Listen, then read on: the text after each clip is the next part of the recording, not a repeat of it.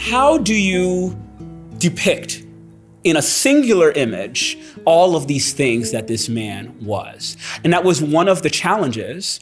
And as many artists are, I'm moved by a challenge.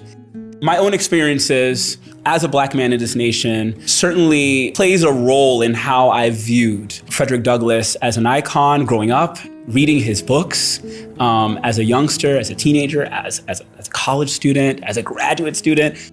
Each step up I've gone, I have come to better understand just how much of a hero Frederick Douglass is, just how much of a luminary he is, not just for 19th century, not just for the 20th century, but really for present day. Portraiture can be a tricky thing. It's not just about getting the likeness of somebody. I decided to speak about him in the way that I would, if I were a young man looking at a portrait of him that had never been seen before, how would I be inspired? So I always knew there were going to be either animals or flowers or something in there because nature speaks to me. So I started there, said, I think I'm gonna tell his story with flowers. I wanted those looking at the work to understand that he's a bold icon of his time, but that he was also a human.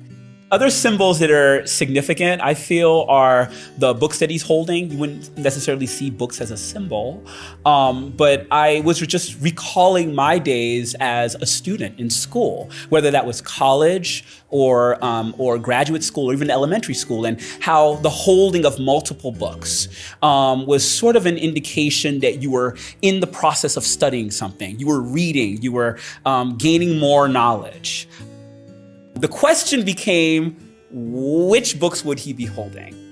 I decided that he would be holding Barack Obama's The Audacity of Hope. What that does is it breaks him completely out of the 19th century. It barrels him through the 20th century.